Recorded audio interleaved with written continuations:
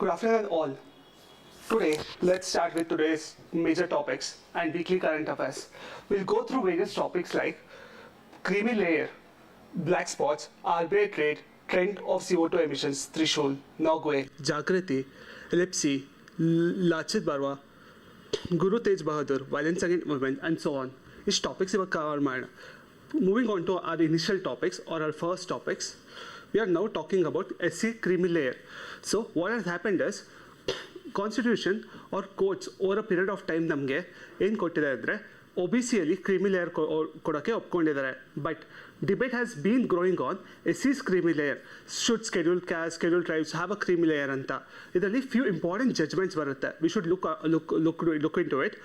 ಮತ್ತೆ mains perspective ನೋಡೋದಾದ್ರೆ ಈ ಜಡ್ಜ್ಮೆಂಟ್ಸ್ನ ಬ್ಯಾಟ್ ಮಾಡೋದು ಇಂಪಾರ್ಟೆಂಟ್ ಆಗಿರುತ್ತೆ. ಎಸ್ಪೆಷಲಿ 1992 ಆಗಿರೋ Indira Sawhney case. There it said that it is a historic injustice and not economic advantage since these category ಇಲ್ಲಿ ಬರೋ people they are economically forward ಅಥವಾ ಗೌರ್ಮೆಂಟಿಂದ ಪ್ರಮೋಷನಲ್ ಜಾಬ್ಸ್ ಇರ್ಬೋದು ಅಥವಾ ಎಜುಕೇಷನಲ್ ಫೆಸಿಲಿಟೀಸ್ ತೊಗೊಂಡಿದ ತಕ್ಷಣ ಆಗಿರೋ ಹಿಸ್ಟಾರಿಕಲ್ ಇಂಜಸ್ಟಿಸ್ ಹೋಗಿಲ್ಲ ಅಂತ ಹೇಳಿ ಅವ್ರಿಗೆ ಕಂಟಿನ್ಯೂ ಮಾಡಿದ್ದಾರೆ. ಬಟ್ ಪ್ರಾಬ್ಲಮ್ ಏನಾಗ್ತಿದೆ ಅಂದರೆ ಕಾರ್ನರಿಂಗ್ ಆಫ್ ಬೆನಿಫಿಟ್ ಆಗ್ತಿದೆ. The same families are getting promoted, empowered, ಅದರ್ಸ್ಗೆ ಅದೇ ಕಮ್ಯುನಿಟಿ ಬೇರೆ ಪೀಪಲ್ಗೆ ಅದು ಸಿಗ್ತಿಲ್ಲ ಅನ್ನೋದು ಪ್ರಾಬ್ಲಮ್ ಆಗಿದೆ. ರೀಸೆಂಟ್ಲಿ ಸುಪ್ರೀಂ ಕೋರ್ಟಲ್ಲಿ ಏನಾಗಿದೆ ಅಂದರೆ some supreme court judges and judgments have opined that over a period of time ನಾವು ಕೆಲವು ಫ್ಯಾಮಿಲೀಸ್ನ ಮಾತ್ರ ಎಂಪವರ್ ಮಾಡ್ತಾ ಇದ್ದೀವಿ ಈ ಕಮ್ಯುನಿಟಿಯಲ್ಲಿ. ಬಟ್ ರಾದರ್ ನಾವೇನು ಮಾಡಬೇಕಂದ್ರೆ ಹೋಲಿಸ್ಟಿಕ್ ಆಗಿ the other members of that community ಅವ್ರಿಗೂ ಕೂಡ ಹೆಲ್ಪ್ ಆಗೋ ಥರ ನೋಡ್ಕೋಬೇಕು ಅಂತ. ಸೊ ಅದಕ್ಕೆ ನಾವು creamy layer ತರ್ತೀವಿ in case of SC reservation ಅಂತ ಹೇಳಿದ್ರು. Later the focus is on equitable distribution of reservation benefit. Reservation benefit ಅಲ್ಲಿ 100 people ಇದ್ರೆ ಬರೀ 10 families ಇದ್ದಾಗ ಬರೀ 10 families ಮಾತ್ರ ಅವ್ರ ಗ್ರ್ಯಾಂಡ್ ಪೇರೆಂಟ್ಸ್ಗೆ ಗವರ್ಮೆಂಟ್ ಜಾಬ್ ಸಿಕ್ತಿತ್ತು, ಅವ್ರ ಪೇರೆಂಟ್ಸ್ ಸಿಕ್ತಿತ್ತು, ಮತ್ತೆ ಅವ್ರ ಮಕ್ಕಳಿಗೆ ಸಿಕ್ತಿತ್ತು, ಅವ್ರಿಗೆ ಮಾತ್ರ ಸಿಗ್ತಾ ಹೋಗ್ತಿದೆ. ರಾದರ್ 90 families ಮುಂಚೆಯಿಂದ ಹಿಸ್ಟಾರಿಕಲಿ injustice ಒಳಗಾಗಿದ್ದಾರೆ, ಅವ್ರು ಒಳಗಾಗ್ತಾ ಇದ್ದಾರೆ. This has resulted in something called as cornering of benefit. ಅಂದ್ರೆ ಬೆನಿಫಿಟ್ ಕೆಲವು ಸೆಗ್ಮೆಂಟ್ ಆಫ್ ಪೀಪಲ್ ಮಾತ್ರ ಕಾರ್ನರ್ ಆಗ್ತಾ ಇದೆ. ಇದು ಆಗಬಾರ್ದು. ಏನಾಗಬೇಕು instead they should be equitable, equity difference ಇದೆ, equitable distribution of such reservation. ಇಂಥ equitable distribution of such reservation ಆಗಬೇಕಂದ್ರೆ ಏನಾಗಬೇಕು, they should be creamy layer concept extended to SC also. ಮುಂಚೆ OBC ಎಕ್ಸ್ಟೆಂಡ್ ಮಾಡಿದ್ರು, ಈಗ SC ರಿಸರ್ವೇಷನ್ ಅನ್ನು creamy layer ತರಬೇಕು ಅಂತ ಮಾತಾಡ್ತಿದ್ದಾರೆ. The argument is regarding that they should be a balance between equity and historical injustice, and this may require some constitutional review or legislative review to make this feasible ಅಂತ ನಾವು ಹೇಳ್ತೀವಿ. Furthermore, we'll start with Indira Savani case. Indira Savani case 1991 one of the major cases ಆಯಿತು. ಅಲ್ಲಿ ಒಂದು very important observation ತಗೊಂಡ್ಬಂದ್ರು. ಏನಂತ ಹೇಳಿದ್ರೆ ನಾವು ಕೊಡ್ತಿದ್ದೀವಿ reservation that is for social injustice, not economic injustice. ಹಣಕಾಸಿನ ವಿಚಾರ ಅಥವಾ ಫೈನಾನ್ಷಿಯಲ್ ವಿಚಾರ ಅಲ್ಲ. ಅವ್ರು ಎಂಪವರ್ ಆಗಿದ ತಕ್ಷಣ economic empowerment doesn't automatically result in social empowerment ಅಂತ ಹೇಳ್ತಾರೆ. So the question asked in 1992 Indira Savani case was creamy layer must be excluded. creamy layer ಕೊಡಬಾರದು. ಇದು ಬರೀ creamy layer ಯಾರಿಗಿರುತ್ತೆ OBC ಇರುತ್ತೆ, SC creamy layer ಬರಲ್ಲ ಅಂತ ಹೇಳಿದ್ದಾರೆ. ಸೊ SC ಡಿಸ್ಕ್ರಿಮಿನೇಷನ್ ಇದೆ, ಸೋಷಿಯಲ್ ಸ್ಟಿಗ್ಮಾ ಅಥವಾ ಸೊಸೈಟಿ ಬೇಸ್ಡ್ ರಿಸರ್ವೇಷನ್ ಇದೆ, not based on economic reservation ಅಂತ ಹೇಳ್ತಾರೆ. ಇವತ್ತು ಅದಾದ್ಮೇಲೆ 1992 ಇಂದ 2025 ವರೆಗೂ ಬಂದಿರೋ majority of the judgments every judgment takes its reference to Indira Savani case. Mains ಅಲ್ಲಿ ಎಸ್ಪೆಷಲಿ KPSC ಅಥವಾ ಬೇರೆ ಎಕ್ಸಾಮ್ ಅಲ್ಲಿ ಎಸ್ಎ ಟಾಪಿಕ್ಸ್ ಈಸಿಯಾಗಿ ಕೇಳಬಹುದು. ಇಂಥ ಎಸ್ಎ ಟಾಪಿಕ್ಸ್ ಕೇಳಿದಾಗ ಅಥವಾ GS ಆನ್ಸರ್ ಬರೆದಾಗ there are 3 to 4 cases you have to quote and you have to remember. ಇದರಲ್ಲಿ ಫಸ್ಟ್ ಪ್ರಾಮಿನೆಂಟ್ ಕೇಸ್ ಅಂದ್ರೆ Indira Savani case, you have to always quote this. This is the first case. Mandal Commission, Indira Savani case, origin happened ಆಗಿದೆ ಇಲ್ಲಿಂದ. So we'll go to the next one. The next case. the next case here is EV Chinnaya case versus state of Andhra Pradesh. ಇಲ್ಲಿ ಅಂತ ಹೇಳ್ತಾರೆ ಅಂದ್ರೆ SC from a homogeneous group under 341. The whole of SC are one unit. SC ಒಳಗಡೆ subcategorize ಮಾಡಿ ಅಂತ ಹೇಳ್ತಾರೆ. So EV Chinnaya case ಏನಾಗುತ್ತೆ ಅಂದ್ರೆ there is no subclassification which is allowed in SCs. ಇವರು ಕೂಡ ಇಂದಿರಾ ಸಾವರ್ಕರ್ ಕೇಸ್ ಏನು ಹೇಳಿದ್ರು ಅದನ್ನ reiterate ಮಾಡಿದ್ರು. The whole SC important terms ಇದು. The whole SC is a homogeneous group ಅಂತ ಹೇಳಿದ್ದಾರೆ. ಮತ್ತೆ ಅದರ ಒಳಗಡೆ subclassification ಇದೆಯಲ್ಲ ಅದು ಬೇಡ ಅಂತ ಹೇಳಿದ್ರು EV Chinnaya ಕೇಸಲ್ಲಿ. In fact, this prevents excluding advanced group. So criminal layer concept ಆಗಿಲ್ಲ 2005 EV Chinnaya ಕೇಸಲ್ಲಿ. This stands this is like a roadblock. ಇದೊಂಥರ wall for applying creamy layer. So first Indira Savarkar ಕೇಸಲ್ಲೂ creamy layer SC ಬೇಡ ಅಂತ ಹೇಳ್ತಾರೆ. EV Chinnaya ಕೇಸಲ್ಲೂ SC is a homogeneous unit. Subclassification ಅಗತ್ಯ ಇಲ್ಲ ಅಂತ opinion ಕೊಡ್ತಾರೆ. But later on ಹೋಗ್ತಾ ಇನ್ನೊಂದು important case ಇದೆ. That is another important case is regarded as State of Punjab versus Davinder Singh case. State of Punjab versus Davinder Singh, the court gives this opinion. It says there should be subclassification of SCs. Creamy layer ತರಬೇಕು, subclassification ಆಗಬೇಕು, ಏನಾಗ್ತಿದೆ ಕಾಲರಿಂಗ್ benefit ಆಗ್ತಿದೆ, equitable distribution ಆಗಬೇಕು. First slide ಅಲ್ಲಿ ನೋಡೋದಲ್ಲ, equitable distribution ಅಗತ್ಯ ಇದೆ ಅಂತ ಹೇಳಿದ್ದಾರೆ. ಯಾವ್ದ್ರಲ್ಲಿ? State of Punjab versus Davinder Singh case. This is the third case. And ಇದನ್ನು ನೆನಪಿಟ್ಕೋಬೇಕು. ಸೊ ಹೊಸ ಆಯಾಮ ಅಥವಾ ಹೊಸ ರೀತಿಯ ಆಲೋಚನೆಗಳು ಇಲ್ಲಿ ಬರುತ್ತೆ. ಏನಾಗುತ್ತೆ ಅಂದ್ರೆ ಸೊಸೈಟಿ ಹೋಗ್ತಾ ಹೋಗ್ತಾ ಕೆಲವು ಫ್ಯಾಮಿಲೀಸ್ ಮಾತ್ರ ಬೆನಿಫಿಟ್ಸ್ ಕಾಣಿಸ್ಕೊತಾ ಹೋಗುತ್ತೆ. ಸೊ ಅದಕ್ಕೆ ಆ ಕಮ್ಯುನಿಟಿಯ ಬೇರೆ ಮೆಂಬರ್ಸ್ ಕೂಡ ಸಬ್ಕ್ಯಾಟಗರೈಸೇಷನ್ ಅಗತ್ಯ ಬಗ್ಗೆ ಮಾತಾಡ್ತಾರೆ, ಕ್ರೀಮಿ ಲೇಯರ್ ಅಗತ್ಯದ ಬಗ್ಗೆ ಮಾತಾಡ್ತಾರೆ ಇದರಲ್ಲಿ. ಬಟ್ ಅವರು ಏನು ಹೇಳಿದ್ರು, since it's state of Punjab versus Davinder Singh case, this issue larger bench refer ಮಾಡಿ ಅವರ ಒಪಿನಿಯನ್ ತಗೋಬೇಕು ಅಂತ ಹೇಳ್ತಾರೆ. Lastly Davinder Singh case although direct ಆಗಿ ಈ ಇಶ್ಯೂ ಬಗ್ಗೆ ಟ್ರೀಟ್ ಮಾಡಿದೇ ಇದ್ರು, it deals with reservation and promotion in SC and SCs. So they have reaffirmed that ಈ creamy layer concept ಇದೆಯಲ್ಲ, that you can apply to SC and SC ಅಂತ ಹೇಳಿದ್ದಾರೆ. ಈ creamy layer concept you can put it to SC and SC. ನಾಲ್ಕು case ನೋಡಿ, ಯಾವ್ಯಾವ case? ಮೊದಲನೇದು Indira Savarkar case, ಆಮೇಲೆ EV Chinnaya ಕೇಸು, ಆಮೇಲೆ State of Punjab versus Davinder Singh case, last ಅಲ್ಲಿ Davinder Singh ಕೇಸು. ಈ 4 ಕೇಸಸ್ ಇಂಪಾರ್ಟೆಂಟ್. ಎಕ್ಸಾಮ್ GS2 ಅಲ್ಲಿ ಏನಾದ್ರು ಕ್ವೆಶ್ಚನ್ಸ್ ಬಂದ್ರೆ ಅಥವಾ KPSC level set topic case exam ಬಂದ್ರೆ ಈ 4 ಕೇಸು ಕೋಟ್ ಮಾಡಬೇಕಾಗುತ್ತೆ. That is the importance of this case.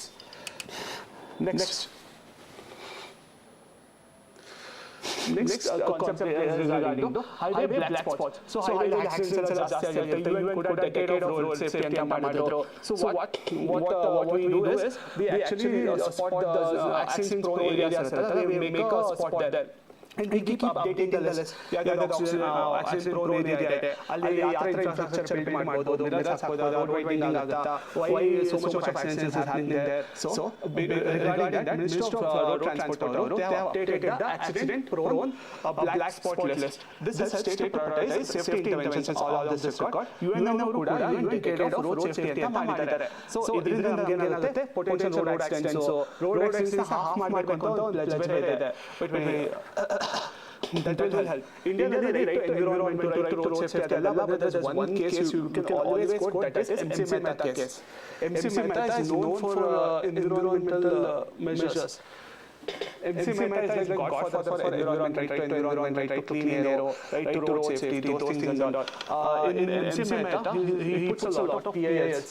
Public interest litigation in Supreme Court. In MC Mehta versus Union of India case, Supreme Court issued continuous direction for road safety, road engineering, safety audits, idella. This is a legal backbone for government ensuring accountability in road safety with respect to it. One day in Kobeco, UN decade of road safety. Innondu MC Mehta cases. MC Mehta cases are related to clean environment, clean air, environment, road safety, adella. Recently, what has Minister of Road Transport has done? It has updated the list for black spots for road safety. That is recent intervention. One more thing, in the last couple of weeks, RBI has come up with the intervention. So globally ಏನಾಗ್ತಿತ್ತು, US ಅವರು ಏನು ಮಾಡ್ತಿದ್ರು, protectionism policy follow ಮಾಡ್ತಿದ್ರು, same with EU, Russia-Ukraine war ಆಗ್ತಿತ್ತು, Israel-Palestine conflict ಆಯ್ತು. So global trade ಏನಾಗ್ತಿತ್ತು, there was some kind of slowdown which was happening in the global trade arena. So ಮತ್ತೆ economic instability ಇದೆ, growth ಅಷ್ಟು ಆಗ್ತಿರ್ಲಿಲ್ಲ. So ನಮ್ಮ exports ಮಾಡಿರ್ತೀವಲ್ಲ, ನಮ್ಮ export importsಗೆ ನಮ್ಮ global world trade ಗೆ hurt ಆಗ್ತಾ ಇತ್ತು. So RBI came up with this. RBI gave a trade relief. It extended the deadline for realization and repatriation. Here term ಬರುತ್ತೆ realization, repatriation. Realization ಅಂದ್ರೆ ಏನು? Repatriation ಅಂದ್ರೆ ಎರಡು ನೋಡೋಣ. Of export proceeds from 9 months to 15 months. So within 9 months ನಿಮ್ಮ ದುಡ್ಡು ವಾಪಸ್ ತರೋದು ಅಥವಾ ಮುಂಚೆ ಇತ್ತು, that has been extended to 15 months. So it's more comfortable for export people. Export ಮಾಡ್ತಾರಲ್ಲ, so easy ಆಯ್ತು. There is easy norms for these exports or import people. So ಯಾಕೆ ಮಾಡಿದ್ರು ಅಂದ್ರೆ global tariff hike ಆಯ್ತು. Trump was telling in the news 50% tariff, 100% tariff, like that. There was a tariff war which was going on globally. And global geopolitical disruptions like Russia-Ukraine war, Israel-Palestine issue, EU issue, African coup, ಅದೆಲ್ಲ ಇತ್ತು. RBI is known for exporters and global tariffs. Address liability issue term ಬರುತ್ತೆ, which is important. One is realization, ಇನ್ನೊಂದು repatriation. Realization ಅಂದ್ರೆ foreigner he will buy something from our export.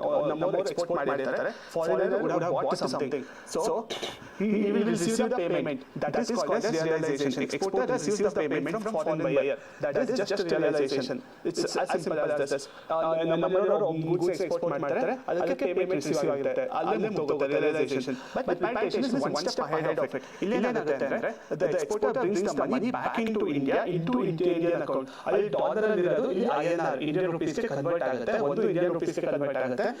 repatriation ಅಲ್ಲಿ ಇನ್ನೊಂದು ಏನಾಗುತ್ತೆ ಅಂದ್ರೆ Indian bank account ಇದೆಯಲ್ಲ, he has to convert put the money back into Indian bank account. ಅಲ್ಲಿ repatriation ಬರುತ್ತೆ. realization is simple.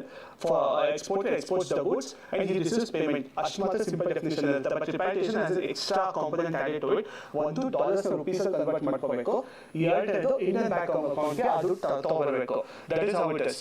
So ಮುಂಚೆ ಅದು 9 ಮಂತ್ಸ್ ಇತ್ತು ಆ ಟೈಮ್ ಪೀರಿಯಡ್. ಈಗ ಟೈಮ್ ಪೀರಿಯಡ್ 9 ಮಂತ್ಸ್ ಏನ್ ಮಾಡಿದ್ದಾರೆ ಅಂದ್ರೆ 15 ಮಂತ್ಸ್ ಟೈಮ್ ಪೀರಿಯಡ್ ಕೊಟ್ಟಿದ್ದಾರೆ. ಸೊ ಎಕ್ಸ್ಪೋರ್ಟರ್ಸ್ ಗೆ ಫರ್ದರ್ ಈಸಿ ಆಗ್ತಿದೆ with respect to dealing with the trade ಮತ್ತೆ ಗ್ಲೋಬಲ್ ಕಾಂಟ್ಯಾಕ್ಟ್ ಈ ಟೈಮ್ ಅಲ್ಲಿ. ಮತ್ತೆ last week RBI saw exporters were struggling. Why? What is the problem which is happening? Why Indian exporters are struggling? ಒಂದು geopolitical issues ಆಗಿದೆ. ಮತ್ತೆ tariff wars ಆಗ್ತಾ ಇದೆ across the world. Global protectionism, EU ಅವರು phytosanitary measures ಮಾಡ್ತಿದ್ದಾರೆ. ಮತ್ತೆ there is some kind of fear among the people to invest or market is slowing down. Why? ನೋಡೋಣ. Countries like European Union ಮತ್ತೆ US ಅವರೆಲ್ಲ increasing their tariff barriers, tariffs ಎಲ್ಲ ಜಾಸ್ತಿ ಮಾಡ್ತಿದ್ದಾರೆ. Shipment delay ಆಗ್ತಿದೆ because of global tensions. Suez canal crisis ನೋಡಿದ್ವಿ, ಎಷ್ಟೊಂದು strait crisis ನೋಡ್ತಾ ಇದ್ವಿ. That is one. MSMEs are running out of cash. So this exporters ಗೆ ಕೊಡ್ತಿದಾರಲ್ಲ relief, that will mainly help our MSMEs. So their cash deficit. So that will give further time ಜಾಸ್ತಿ ಸಿಗುತ್ತೆ for them to enrich themselves with cash. And globally what was happening is, last week ನೋಡಬಹುದು rupee almost was like 88, 89. It was worsening of rupees was happening. Rupee was weakening. Why rupee was weakening? Because dollar is strengthening, and because of all these factors, global factors, that was the problem. Because of all these problems, RBI had relief from 9 months to 15 months time ಕೊಟ್ಟಿದೆ. 2 terms ನೆನಪಿಟ್ಕೋಬೇಕು, realization ಮತ್ತೆ repatriation terms. Address liquidity issues during supply disruption, aim to stabilize export dependent MSMEs. The focus is on MSMEs, especially export dependent MSMEs, and support rupee stability through forex exchanges.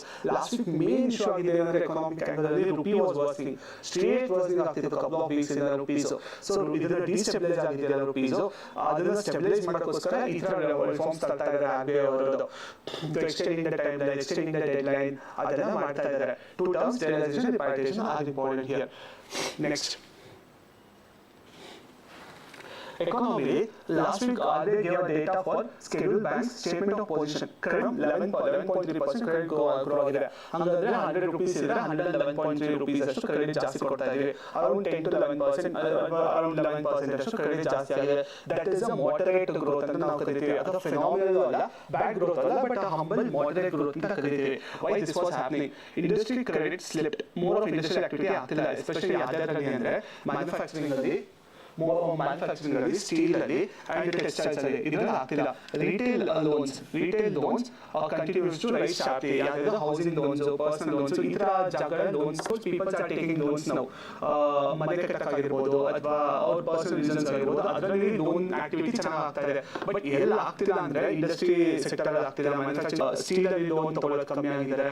So industrial activity ಸ್ವಲ್ಪ slow down ಆಗಿದೆ. So ಅದಕ್ಕೆ over all growth 11.3%, which is moderate ಅಂತ ನಾವು ಕರೀತೀವಿ. Mixed demand ಇದೆ. ಏನಕ್ಕೆ ಅಂದ್ರೆ consumers are spending, So retail loans are rising. So consumer spending activity ಚೆನ್ನಾಗಿ ಆಗ್ತಾ ಇದೆ. So the spending activity is very good. That has further helped us to somehow manage the things. If not, industrial activity went bad actually. Industry not by taking loans or industrial activity boost ಆಗ್ತಿಲ್ಲ. They are very cautious. ನೋಡ್ಕೊಂಡು loan ತಗೋತಾ ಇದ್ದಾರೆ. So business activity is slowing. Business loans is slowing. Industry loans is slowing up here. So RBI what has done is retail lending remains strong because RBI updates show that housing loan having are hitting a new high. So more and more people are willing to construct their own houses, going to their houses, or they want to buy houses. So what is driving? Housing loans are driving. This is the driving of. This is the main driver. But industry is taking a hit. That's why RBI is saying the overall growth is very cautious. Festivals season spillover effect ಇದೆ. ಅದರಿಂದ personal loans ತಗೋತಾ ಇದ್ದಾರೆ. Diwali offer ಇರಬಹುದು, ದಸರಾ ಟೈಮಲ್ಲಿ ಆಗಿದ್ದ spending ಇಲ್ಲ, festival ಟೈಮಲ್ಲಿ ಆಗಿದ್ದ ಸ್ಪೆಂಡಿಂಗ್ ಇಂದ ಹೌಸ್ಹೋಲ್ಡ್ ಕೂಡ ಕನ್ಸಂಪ್ಷನ್ ಜಾಸ್ತಿ ಆಗಿ ಹೌಸ್ಹೋಲ್ಡ್ ಲೋನ್ಸ್ ಕೂಡ ಜಾಸ್ತಿ ತಗೋತಾ ಇದ್ದಾರೆ. Even after RBI is cautious on unsecured last week, the overall it remains strong and it remains moderate. Not very high loan activity is happening, not very low. Overall, it is very moderate. If you can recall, previous week also the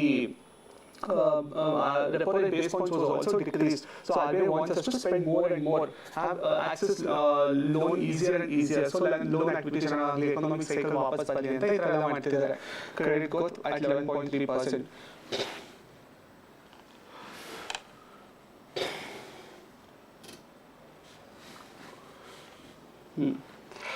Why companies are not taking big loans ಅಂದ್ರೆ demand is uncertain. So companies are also cautious. How will the global demand be? Global issues ಇದೆ. Domestic demand ಹೆಂಗೆ behave ಮಾಡುತ್ತೆ ಅವ್ರಿಗೂ ಗೊತ್ತಿಲ್ಲ. Global conditions are very shaking. Costs are increasing. Industry confidence is all time low. That's why companies are not willing to take loans. So they are very cautious when they want to approach banks and take loans. Only when, see, there is a cycle in economy. What happens is only when companies start taking loans, they start investing. ಜಾಸ್ತಿ invest ಮಾಡೋದ್ರಿಂದ company will hire more and more people. More and more people hire ಮಾಡಿದ್ರೆ more people are getting salary. So unemployment rate ಕಮ್ಮಿ ಆಗುತ್ತೆ. When more and more people are getting salary, what happens? They start spending ಕೂಡ ಜಾಸ್ತಿ ಆಗುತ್ತೆ. This is a cycle of economy. This cycle of economy. I just draw if you guys want.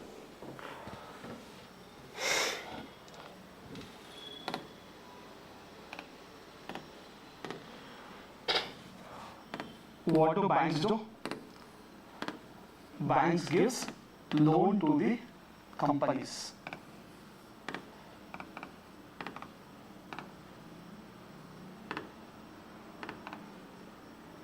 And this, they in turn, what they do? They do two things. One, they provide goods. ಇನ್ನೊಂದು ಏನು ಮಾಡ್ತಾರೆ ಅಂದರೆ they give salary to employees. When people are employed, what they do? They go out and buy goods.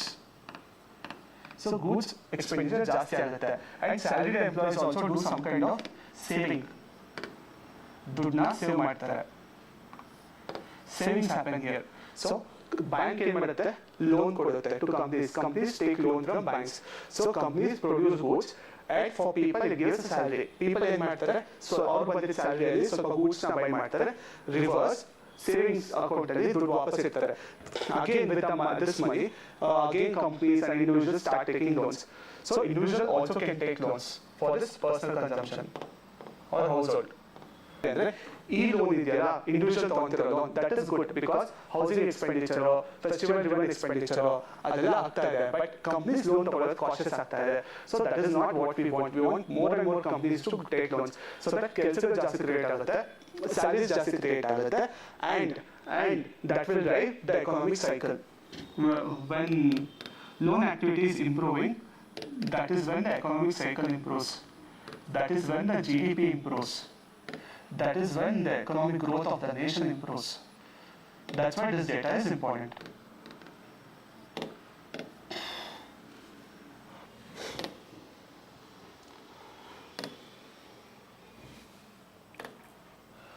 Okay. Next is regarding CO2 emissions. We have really done well with respect to CO2 emissions. Global Carbon Budget Report 2024 release ಮಾಡಿದ್ದಾರೆ. We only grew by how much? 1.4% ಅಷ್ಟೇ we grew. That is what it has stated. We have slowed down our CO2 emissions, especially with respect to past few years and past few decades. Our CO2 emissions have been slowed down. Why do you think we have slowed down our CO2 emissions? We have made our investment in renewables. Recently, the amount of energy, the energy production in renewable has overcrossed non-renewable sources, non-fossil based is overcrossed fossil based. There is a record renewable energy expansion. Yadrali, solar, wind, hydro, all the things. One reason, solar, wind, green, hydro, all those things are. Then lower coal power load factor. And then what we need? We need lower coal.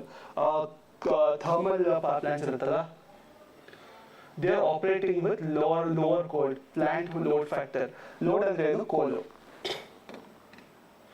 With less requirement of coal, we are operating this thermal power plants. Coal is and we have a what do we have? We have a aim to net zero. Panchamritali, one of the major goals, we want to be net zero by 2070. Our focus is to become net zero by 2070. All these things, especially 3 points of renewable pick up agide. Adonto. Matte coal power load factor kammi agide. That is one thing. Coal plants ran at a lower plant load factor. Renewables met their demands. So this is one factor. Matte this our aim to go net zero by 2070. All these factors in the carbon emission over a period of time come here. We are just at 1.4%, which is one of the lowest recorded among all the decades. So what you have to remember is, solar wind hydro renewable non-renewable. We saw it in last class also, but we will just quickly recap in this class also. Overall, India 500 gigawatt that. What happened? 500 gigawatt we crossed overall our energy production. Non-fossil in the 256. Fossil in the 254, 244 around 244 was this. So non-fused fossil for clean sources in the 256. E 500 and 256 was non-renewable energy, non-fossil. If you chart, pie chart, more than 50% was this. Clean energy or non-fossil based fuel. Solar stood at 127. Solar was at 127. Wind was at 53. Hydro, last month as well, other renewable energy, sales but it was at 76. So fossil based was 244. 244 plus 256 is like around 500. We have crossed 500. 51% directly comes from clean, and 44%, 49% comes from fossil based. Non-fossil is 51%, fossil is 49%. That was the thing. Next is Operation Trishul. Operation Trishul happens on the western part of India, where we have desert. Gujarat, Rajasthan regionally, we have a desert. We have land mass. We have rivers and oceans. So, multi-domain operations, military exercise, multi-domain operation across this terrain. For that, we have launched Operation Trishul. Exercise Trishul. It's a tri-service exercise. November month, western region of India. Example confused matter. Is it on the eastern region? It's on the western region. Gujarat region, Andhra time. Desert, creek, creek dispute Pakistan border dispute ಒಂದು JNK region ಅಲ್ಲಿ ಇನ್ನೊಂದು Sal Creek line ಅಂತ ಇದೆ. They are claiming whole of Sal Creek is theirs. Now middle line is Sal Creek, that is the thing. So it includes desert operations, Rajasthan ali, creek operations, estuaries ali, Sal Creek line ali, amphibious landing of Saurashtra coast. It's a multi-domain operation for joint tri-service exercise ಮಾಡ್ತಿರೋದು. Sal Creek line ಬಗ್ಗೆ ಗೊತ್ತಿರಬೇಕು. Sal Creek line is very important. It's one of the important border issue between India and Pakistan. In Estone, either exercises or operations, we have to know few at least.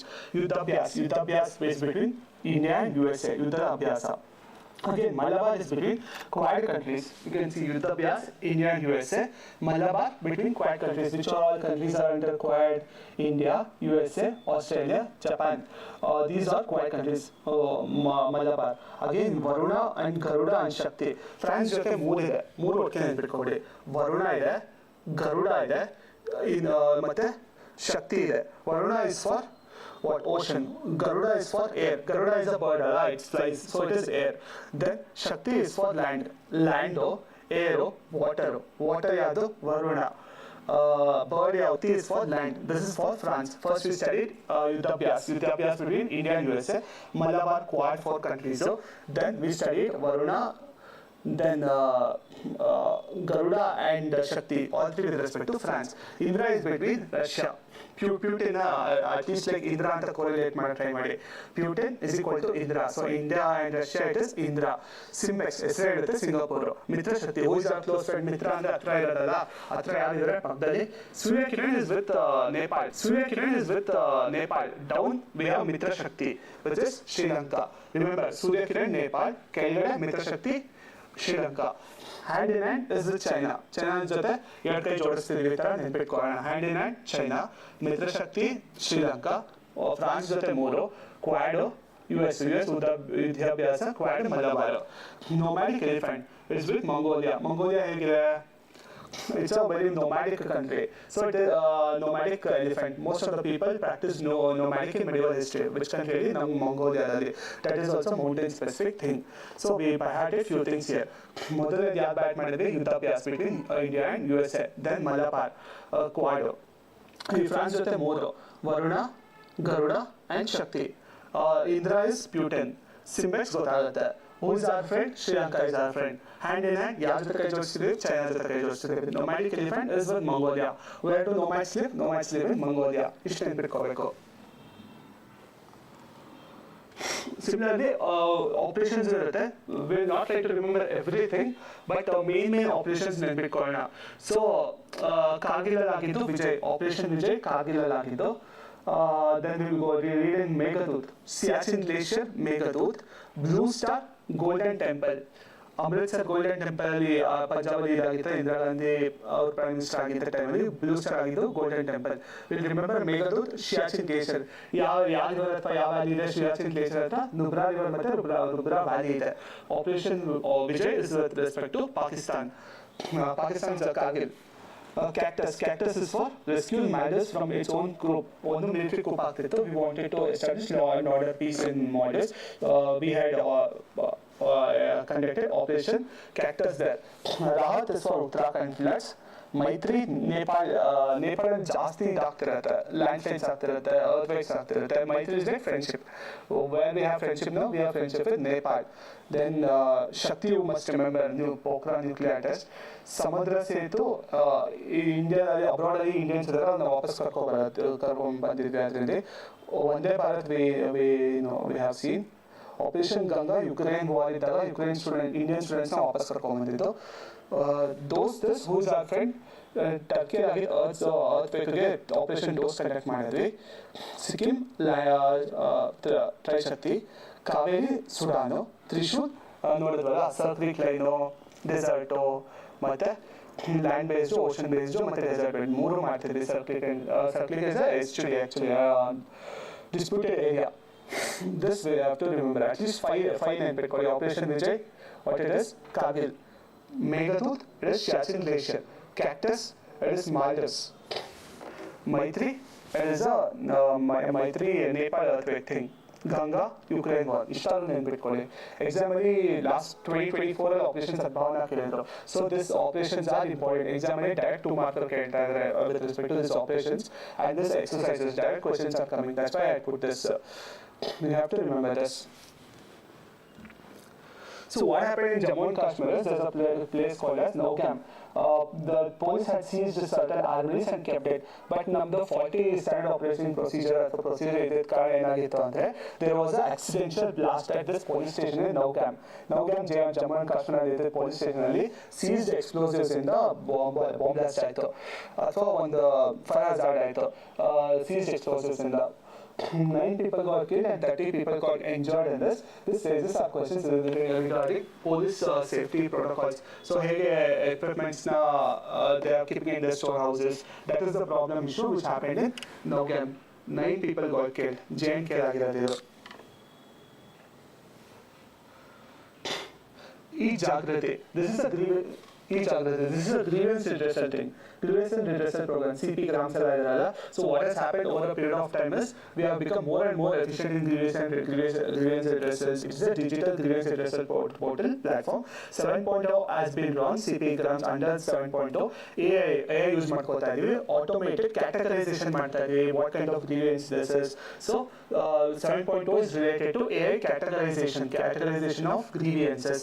So DRPG report prakara 95% of this grievance redressal rates there. So we have become very efficient and we are doing very well in this. This will ensure accountability, this will ensure transparency and more of a citizen-centric approach ಆಗುತ್ತೆ ಇದು. Next is ellipsy. Ellipsy is more like ಮೂರ್ಛೆ ಹೋಗೋದು ಅಥವಾ fix ಬರೋದು ಅಂತ ಹೇಳ್ತಿರ್ತಾರಲ್ಲ. There is like two types. ಒಂದು shaking of the body ಇರುತ್ತೆ. It's more of a neurological disorder related to brain related disorder. ಇದು ಇಂಡಿಯಾದಲ್ಲಿ ಆಲ್ಮೋಸ್ಟ್ 1 ಕೋಟಿ ಜನ ಇದ್ದಾರೆ.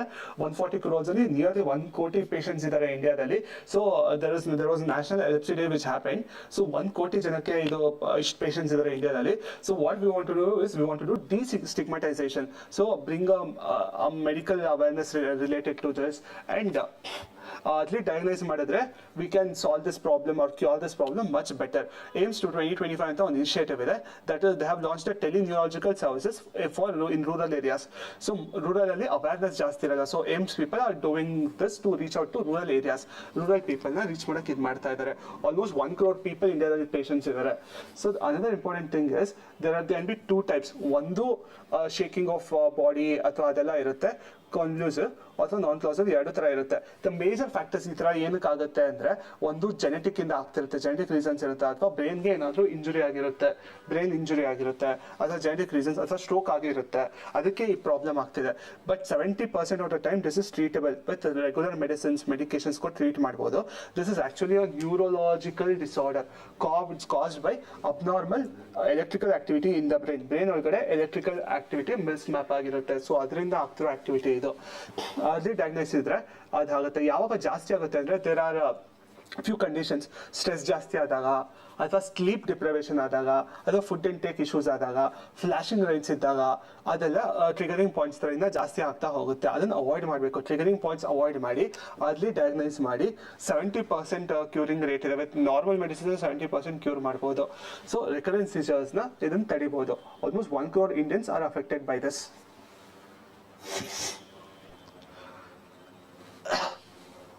Next is one of the India's proud commander who resisted Mughals. So even during Mughals, whole of India capture ಮಾಡಿದ್ರು. North East na they did not have the complete control. Why? Because there was a home kingdom which was there. One of the famous commander of a home kingdom ಯಾರು ಅಂದ್ರೆ Lachit Borphukan Khan ಅಂತ ಒಬ್ಬ ಇದ್ರು. He defeated the Mughal army in 1971. Who ruled the Mughals in 1671? 1671 was the time when Aurangzeb was there. He was fighting Shivaji's army down south and northeast. He had his expedition. So they were able to successfully resist Mughal invasion and Aurangzeb's invasion. Why? Because they were very good at guerrilla warfare. They knew their terrain very well. Our terrain ಅವ್ರಿಗೆ ಗೊತ್ತಿತ್ತು, guerrilla warfare ಚೆನ್ನಾಗಿ ಗೊತ್ತಿತ್ತು. ಮತ್ತೆ it was a riverine land. Riverine warfare, they were very good at it. They were experts in river warfare, guerrilla tactics. He was born in 1922. He was a symbol of Assam pride. So this movement, northeast pride of Assam pride, when the mighty Mughal were brought to the knees, this movement is revered as Assam's pride movement. He was appointed as the administrative head and military head. This day, 24th November, is honored as Lachit Divas. That is Northeast Pride Day ತರ ನಾವು ನೋಡ್ತಾರೆ ಅವರಲ್ಲಿ. Next, one more important event which happened when Aurangzeb was there was 9th Guru martyred in 1675. So Aurangzeb had ordered the martyr of this 9th Guru, which is Guru Tez Bahadur. So what had happened is he had defended the religious rights of Kashmiri Pandits against the forced conversion. There was a lot of forced conversion or Islamic conversion which was happening. So this Sikh Guru had defended the rights of Kashmiri Hindu Pandits against forced conversion. So the king was angry about this and he executed him. And he was also known to be the founder of Sikh's pilgrim site, very famous pilgrim site, which is Anandpur Sahib. And he also contributed to the holy book of Sikh, which is the holy book of Sikh, which is Guru Granth Sahib. He was also called as Hind the Char for protecting religious freedom. Whose freedom he protected? He protected the freedom of Kashmiri Pandits and his own people also, Sikh community also. So this day is also known as Shahidi Divas, valor and sacrifice. Remember Madake, Guru Tez Bahadur, who was executed by Aurangzeb. Guru Tez Bahadur. He was the 9th Guru, who was executed in 1675. ಒಂದು report ಬಂದಿದೆ global level report violence against women ಅಂತ. What the UN says that 83% of femicides ಅಂದ್ರೆ some kind of crime against women. There is a world ಅಲ್ಲಿ there is a increasing crime against women. What kind of crimes? Dowry ಇರ್ಬೋದು, sexual exploitation ಇರ್ಬೋದು, partner based crimes ಇರ್ಬೋದು, honor killings ಇರ್ಬೋದು, trafficking ಇರ್ಬೋದು, community based crimes ಇರ್ಬೋದು, ಎಲ್ಲ ಜಾಸ್ತಿ ಆಗ್ತಿದೆ. But number one place where women have found themselves vulnerable is home or people they are already related to. So majority of the crimes against women ಆಗ್ತಿರೋದು ಯಾರಿಂದ ಅಂದ್ರೆ someone whom they already knew, their relatives or their blood relation, something like that. ಅವ್ರ ಕಡೆಯಿಂದ women's crime ಜಾಸ್ತಿ ಆಗ್ತಿದೆ. That is the most shocking thing ಗೊತ್ತಾಗ್ತಿರೋದು. Digital crimes ಕೂಡ ಜಾಸ್ತಿ ಆಗ್ತಿದೆ. ಯಾಕೆ? ಸೈಬರ್ ಟ್ರಾಲಿಂಗ್ ಆಗ್ತಿದೆ, ಸೈಬರ್ ಅಟ್ಯಾಕ್ ಆಗ್ತಿದೆ, ದೆನ್ ಡೀಪ್ ಫೇಕ್ ಇದೆ, ಸೈಬರ್ ಸ್ಟಾಕಿಂಗ್ ಆಗ್ತಾ ಇದೆ. there is something term called as doxing. ಈ ಡಾಕ್ಸಿಂಗ್ ಅಂದ್ರೆ ಏನು ಅಂತ ಅರ್ಥ ಮಾಡ್ಕೋಬೇಕು. Doxing is a maliciously searching, collecting and publicly releasing personal information without their consent, that in the intention to harass, threaten or harm them. So ಅವ್ರ ಬಗ್ಗೆ data collect ಮಾಡೋದು, ಅವ್ರ ಬಗ್ಗೆ ಇನ್ಫಾರ್ಮೇಶನ್ ಕಲೆಕ್ಟ್ ಮಾಡೋದು and releasing those personal content of them online without their consent to humiliate them, to harass them, to cause mental injury. That is doxing. Doxing is an important term here with respect to this. And which continent has seen a highest femicide rate globally? ಆಫ್ರಿಕಾದಲ್ಲಿ ಜಾಸ್ತಿ ಆಗ್ತಾ ಇದೆ. Women rights have been violated in Africa. ಇಂಡಿಯಾದಲ್ಲಿ ನೋಡೋದಾದ್ರೆ almost 4.5 lakhs crimes have been registered against women in 2023. National Crime Record Bureau ಅವರು ಹೇಳ್ತಿದ್ದಾರೆ 30% of married women find themselves in a position of spouse violence. So ಅವ್ರ husbands ಇಂದನೇ violence ಅವಳಿಗೆ ಪಟ್ಟಿರ್ತಾರೆ. So every 3 out of Indian women are violated by their husbands. Every 3 out of Indian women are violated. Digital ಅಲ್ಲಿ ಯಾವ್ದಾದ್ರು reasons ಅಂತ ನೋಡಿದ್ವಿ, cyber stalking ನೋಡಿದ್ವಿ, ಡಾಕ್ಸಿಂಗ್ ನೋಡಿದ್ವಿ, deep fake ನೋಡಿದ್ವಿ, AI ನೋಡಿದ್ವಿ, ಬ್ಲಾಕ್ ಮೇಲ್ ಆಗ್ತಿದೆ. ಒನ್ ಆಫ್ ದ ರೀಸನ್ಸ್ ಏನಕ್ಕೆ ಇಂಡಿಯಾದಲ್ಲಿ ಕ್ರೈಮ್ ಅಗೇನ್ಸ್ಟ್ ವಿಮೆನ್ ಜಾಸ್ತಿ ಆಗ್ತಿದೆ ಅಂದ್ರೆ high pendency of court cases with respect to women. 90% of women related court cases, there is a delay in justice in this. That's one of the reason. So that idrinda women against crime ಜಾಸ್ತಿ ಆದ್ರೆ ಏನಾಗುತ್ತೆ, female labour force participation rate ಜಾಸ್ತಿ ಆಗುತ್ತೆ, ಕಮ್ಮಿ ಆಗುತ್ತೆ.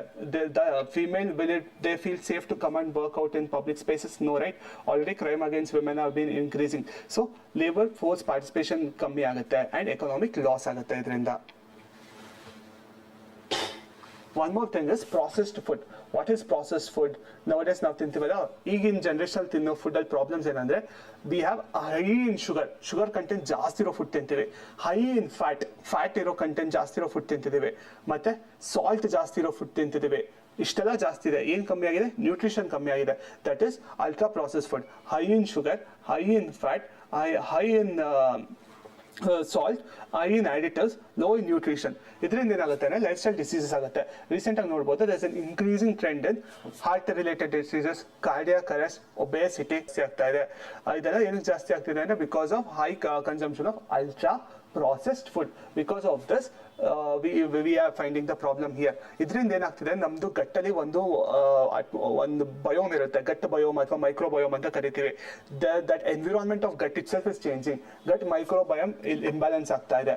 India saw 40 times increase in UPF sale rise, ultra processed food sale rise between 2006 ಮತ್ತೆ 2019. in this 30 years 40 times ಜಾಸ್ತಿ ಆಗಿದೆ. within a decade also ನಾವೇನ್ ಮಾಡಿದ್ದೀವಿ, 40 times ಜಾಸ್ತಿ ಮಾಡಿದ್ದೀವಿ.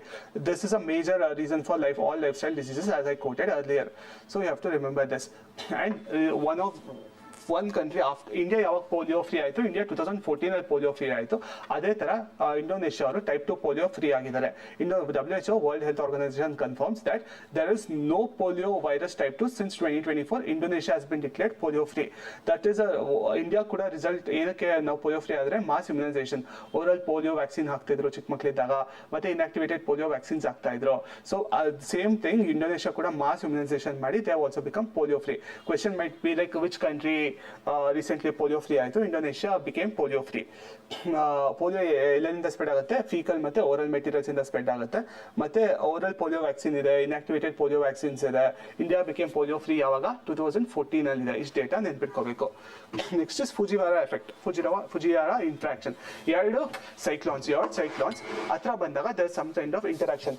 ಒಂದು ಮರ್ಜ್ ಆಗ್ಬೋದು ಅಥವಾ ರಿಪೆಲ್ ಆಗ್ಬೋದು, ಅಥವಾ ಒಂದು ಸೈಕ್ಲೋನ್ ದೊಡ್ಡ ಸೈಕ್ಲೋನ್ ಅಥವಾ ಚಿಕ್ಕ ಸೈಕ್ಲೋನ್ ಇರುತ್ತೆ. ಒಂದು ಸೈಕ್ಲೋನ್ ಇನ್ನೊಂದು ಸೈಕ್ಲೋನ್ ಪಾತ್ನ ಡಿವಿಯೇಟ್ ಮಾಡ್ಬೋದು. So there is some kind of interaction. ಎಲ್ಲಾ ತರ ಇಂಟರಾಕ್ಷನ್ಸ್ಗೂ ನಾವು ಫುಜಿವಾರಾ ಅಂತ ಹೇಳ್ತೀವಿ. ಬಟ್ ಕಾಮನ್ ಏನಾಗುತ್ತೆ ಅಂದ್ರೆ ಸೈಕ್ಲೋನ್ ಮರ್ಜ್ ಆದ್ರೆ ಮಾತ್ರ ಫುಜಿವಾರಾ ಅಂತ ಬರ್ತಾರೆ. ಬಟ್ ಎಲ್ಲಾ ತರ ಇಂಟರಾಕ್ಷನ್ ಇರ್ಬೋದು, ಮೂರು ಕೂಡ ಫುಜಿವಾರಾ ಎಫೆಕ್ಟ್ ಅಂತ ಕರಿತೀವಿ. ಏನಾಗುತ್ತೆ, ಎರಡು ಸೈಕ್ಲೋನ್ ರೊಟೇಟ್ ಆಗ್ತಾ ಇರುತ್ತೆ ಅಟ್ ತುಂಬಾ close proximity. The distance should be less than 1400 kilometers. That can cause merger of the cyclone, repulsion of a cyclone, or changing its track, path na change ಮಾಡಬಹುದು. It was discovered by Dr. Fujiwara, Dr. Sukei Fujiwara ಅಂತ 1921 ಅಲ್ಲಿ.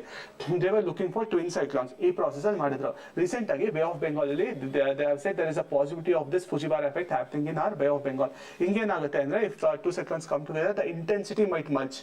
The intensity might increase. That's the problem of these Fujiwara cyclones. Then one of the 12,000 ವರ್ಷಗಳಿಂದ ಹಿಂದೆಯಿಂದ active ಇಲ್ದಿರೋ dormant ಇರೋ volcano recent ಆಗಿ erupt ಆಗಿದೆ last month ಅಲ್ಲಿ. So it was a shield volcano in Ethiopia. Ethiopia is known as the horn of Africa. ಆ ಜಾಗದಲ್ಲಿ ಇಥೋಪಿಯನ್ plateau ಅಲ್ಲಿ ಈ ವಾಲ್ಕೆನೋ ಬಂದಿದೆ. ಅಫಾರ್ ರೀಜನ್ ಅಂತ. ಯಾವ region? This region is important. Map ಅಲ್ಲಿ ಕೊಡ್ಬೋದು AFAR, afar region. Horn of ಆಫ್ರಿಕಾದಲ್ಲಿ ಇದಾಗಿದೆ. 12,000 ಇಯರ್ಸ್ ಇಂದ ಡಾರ್ಮೆಂಟ್ ಆಗಿದ್ದ ಸೈಕ್ಲೋನ್ 2025 ಅಲ್ಲಿ ಎರಪ್ಟ್ ಆಗಿದೆ. ರೀಸನ್ಸ್ ಏನಕ್ಕೆ ಅಂದ್ರೆ there is a rift which is happening. ಒಂದು ಆಫ್ರಿಕಾ ಬ್ರೇಕಪ್ ಆಗ್ತಾ ಇದೆ. ಬ್ರೇಕಪ್ ಆದಾಗ there is a rift valley which is getting created. Divergence plate ಎಲ್ಲ ಎರಡು ದೂರ ಹೋಗ್ತಾ ಇದೆ. Because of these activity and ash plumes and volcanic plumes ಇದಾಗ್ತಿರೋದು. Ash plume reach 14 kilometers in height or altitude. So this was caused by rifting. Rifting ಅಂದ್ರೆ divergent plates ಎರಡು ದೂರ ಹೋಗ್ತಾ ಇದೆ, ಡೈವರ್ಜ್ ಆಗ್ತಾ ಇದ್ದಾರೆ, ದೂರ ಹೋಗ್ತಿದೆ. ಮತ್ತೆ ಆ ಜಾಗದಲ್ಲಿ ಮ್ಯಾಗ್ಮಾ ಪ್ರೆಷರ್ ಬಿಲ್ಡಪ್ ಆಗಿತ್ತು. So that's the reason why this 12,000 ಹಿಂದೆಯಿಂದ ಆಗಿಂದಿರೋ ವಾಲ್ಕೆನೋ ಇವಾಗ ಆಕ್ಟಿವ್ ಆಗ್ತಿದೆ. Part of best East African rift region ಅದು. You can see red sea in that African region, which is a continuation of this rift valley, rift divergence plate. Okay. Mapping important question of our regions. Recently, tribunal reforms matter. Supreme Court gave its verdict. What had government executive done is they had done a 4-year term period for its chairperson and members. So they struck it down and said 4-year time period for members and chairperson. It will be a 5-year time period for chairpersons and members. ಮತ್ತೆ advocates ಯಾರಂದ್ರೆ above 50 years ಇರ್ತಾರಲ್ಲ, ಒಂದು age limit ಇದ್ರು ಅವ್ರು ಮಾತ್ರ advocates with respect to this ಅಂತ ಅಂದ್ರು. Calling this is unconstitutional ಅಂತ ಹೇಳಿದ್ದಾರೆ. So keeping a age bar ಅಥವಾ age bracket ಇರೋದು ಅನ್ಕಾನ್ಸ್ಟಿಟ್ಯೂಷನಲ್ ಅಂತ ಸುಪ್ರೀಂ ಕೋರ್ಟ್ ಅವರು ಹೇಳಿದ್ದಾರೆ. ಟ್ರಿಬ್ಯುನಲೈಸೇಷನ್ ಅದು ತೆಗೆದಿದ್ದಾರೆ. ಮತ್ತೆ with respect to tribunals it comes under the domain of judiciary. So judicial primacy prevails over executive ಅಂತ ಹೇಳಿದ್ದಾರೆ. With respect to tribunals judicials opinion prevails over executives opinion. Executive ಏನ್ ಮಾಡ್ತಿದ್ರು ಅಂದ್ರೆ there was excessive executive control over this tribunals. They have called this unconstitutional. You have to limit yourself ಅಂತ ಹೇಳಿದ್ದಾರೆ. And supreme court also directed for the creation of national tribal commission. ಒಂದು ಟ್ರೈಬಲ್ಗೋಸ್ಕರ UPSC ಇದೆ, ಅದೊಂದು union public service commission.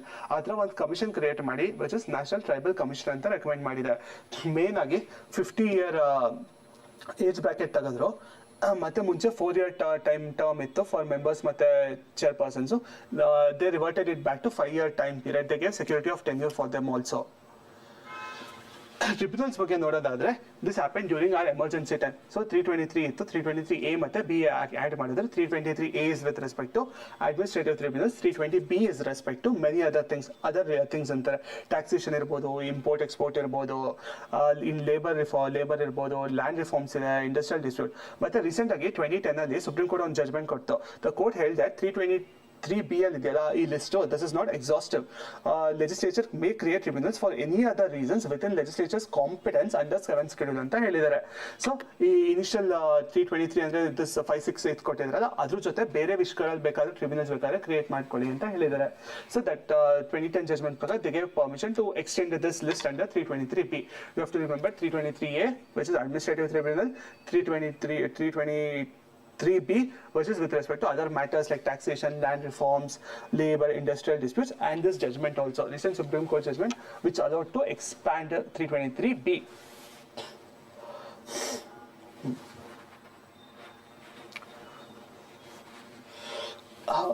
Bharat NCAP 2.0 ಅಂತ ಬಿಟ್ಟಿದ್ದಾರೆ. Now we have a 5-pillar rating which includes crash, post-crash safety, safe driving, accident violence, ಇದೆಲ್ಲ encompass ಮಾಡಿರೋ rating ಕೊಡ್ತಾರೆ. What is made mandatory is for electronic stability system. So ಗಾಡಿಗಳು skid ಆಗೋ chances ಜಾಸ್ತಿ ಇರುತ್ತೆ. So there should be electronic control for it. Side head protection ಅಂದ್ರೆ air ಬ್ಯಾಗ್ಗಳು ಇರಬೇಕು ಗಾಡಿಗಳಿಗೆ. That is being mandatory when we have that is made mandatory for evaluation.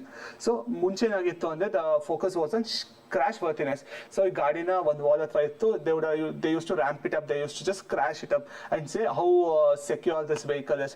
Now ಈಗ ಏನಾಗಿದೆ ಅಂದ್ರೆ this crashworthiness ಟೆಸ್ಟ್ನ that shift has happen to real world safety technology. So real world circumstances ಹೆಂಗಿರುತ್ತೆ, real world ಅಲ್ಲಿ ಹೆಂಗೆ ಇದಾಗ್ತಿದೆ, so measure ಮಾಡ್ತಿರೋ parameters change ಮಾಡಿದ್ದಾರೆ. It will be applicable from 7 October. ಈ ಟೈಮ್ ಪೀರಿಯಡ್ ಇಂದ it will be applicable. It promotes a safer car manufacturing standards. So this is focuses on NCAP 2.0 is with respect to car safety. Major ಆಗಿ ಏನಾಗಿದೆ ಅಂದ್ರೆ ಮುಂಚೆ there was a wall or some obstacle. They used to crash the car and give ratings. So that has been changed. That has been changed to real life scenarios. Real life ಹೆಂಗ್ react ಆಗುತ್ತೆ car, real life circumstancesಗೆ ಇದು ಮಾಡ್ತಿದ್ದಾರೆ. And few things have been made mandatory. Electronic safety stability control to stop cars from skidding. ಮತ್ತೆ tyres grip ಹೇಗಿದೆ ಅದು ನೋಡ್ತಾರೆ, ಮತ್ತೆ air bags, side head protection, all the focus is on all these things. ನಾವು ಅಸ್ಸಾಮಲ್ಲಿ ಪಾಲಿಗಮಿ bill 2025 pass ಮಾಡಿದ್ದಾರೆ. Problem ಏನಂದ್ರೆ ಇಲ್ಲಿ tribals ಇರ್ತಾರಲ್ಲ, ಅವ್ರ ಕಸ್ಟಮ್ಸು ಮತ್ತೆ ರಿಲಿಜಿಯಸ್ ಬಿಲೀವ್ಸ್ ಡಿಫ್ರೆಂಟ್ ಇರುತ್ತೆ. So what does this some tribes there are matriarchy in nature, especially Meghalayadalli tribes nodidre many tribes are matriarchal in nature, matrilineal in nature. They trace their lineage through matriarchal and suffer from this. Nagas ಅವರೆಲ್ಲ head hunting ಮಾಡ್ತಿರ್ತಾರೆ, ಅವ್ರಿಗೆ polygamy it's like more wives ಇದ್ರೆ they feel more ಸೊಸೈಟಿಯಲ್ಲಿ prestige ಇದೆ. It's like marriage by capture ಅಂತ ಹೇಳ್ತಾರೆ. Those things are more prevalent. So Assam ಏನ್ ಮಾಡಿದ್ದಾರೆ, they want to become a modern society. So prohibition of polygamy bill ಅಂತ ತಂದಿದ್ದಾರೆ. This criminalises polygamy, having more than one wife. Husband having more than one wife is polygamy. So 7 to 10 years jail ಇರುತ್ತೆ. It applies for all the residents of Assam and property holders of Assam. ಯಾರು ಅಸ್ಸಾಂ ಅಲ್ಲಿ property ಇಟ್ಕೊಂಡಿದ್ದಾರೆ, ಯಾರು residence ಇದ್ದಾರೆ, so ಒಂದಕ್ಕಿಂತ ಜಾಸ್ತಿ ಮದುವೆ ಆದ್ರೆ 7 to 10 years ಜೈಲ್ ಟರ್ಮ್ಸ್ ಇರುತ್ತೆ. Compensation fund for affected women ಇರುತ್ತೆ. ಪೆನಾಲ್ಟಿ ಫಾರ್ ಕ್ಲರಿಕ್ಸ್, ಪ್ರೀಸ್ ಮತ್ತೆ ಕಮ್ಯುನಿಟಿ ಲೀಡರ್ಸ್. ಸೊ ಏನಾಗಿರುತ್ತೆ ಅಂದ್ರೆ ಈ tribals chief dumb, chief dense ಎಲ್ಲ ಇರ್ತಾರಲ್ಲ, ಸೊ ಅವರೇ ಇದನ್ನ ಮಾಡ್ತಾರೆ. One man should have more than one wife. They are community leaders ಮತ್ತೆ priestಗಳು, they are promoting this culture. So the important thing about this bill which is being tabled is ಇವ್ರಿಗೂ punishment ಇದೆ. priestಗಳಿಗೆ, community leadersಗೆ, that thing they have also been added under punishment list add ಮಾಡಿರ್ತಾರೆ. Past marriages protected ಅಂದ್ರೆ ಇದರಿಂದ ಹಿಂದೆಯಿಂದ ಏನೇನು marriages ಆಗಿರುತ್ತೋ polygamy marriages they are protected. This law doesn't apply to past marriages. ಆಗೋಗಿರೋ ಮದುವೆ ಬಗ್ಗೆ ಮಾತಾಡಲ್ಲ, ಇನ್ನು ಮುಂದೆ ಆಗೋ ಬಗ್ಗೆ this will become a criminal offence if they do. Next CJI ಬಂದ್ರಲ್ಲ, ಸೊ ಯಾರು ಬಂದ್ರು, ಜಸ್ಟಿಸ್ ಸೂರ್ಯಕಾಂತ್ ಅವ್ರು ಬಂದ್ರು. 24th November ಅಲ್ಲಿಂದ ಅಧಿಕಾರ ವಹಿಸ್ಕೋತಾರೆ. CJI appointed by the president on the basis of seniority of convention. Seniority ಅಂದ್ರೆ ಏಜ್ ಸೀನಿಯಾರಿಟಿನ ಅಥವಾ number of days they have served ಅಂತ ನಾವು ಲಾಸ್ಟ್ ಕ್ಲಾಸ್ ನೋಡಿದ್ವಿ. It is the number of days that they have served as Chief Justice in Supreme Court of India.